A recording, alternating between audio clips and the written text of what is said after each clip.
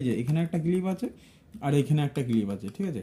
এই দুটো ক্লিপ আমরা কি করব, এইভাবে দেখেন এই যে ক্লিপ দুটো এইভাবে লাগানো আছে, আমরা কি করব এই ক্লিপ দুটোকে আমরা এইখানে টানবো আর এইখানে টানবো, দেখেন র্যামটা উঠে চলে আসলো উপরে, ঠিক আছে।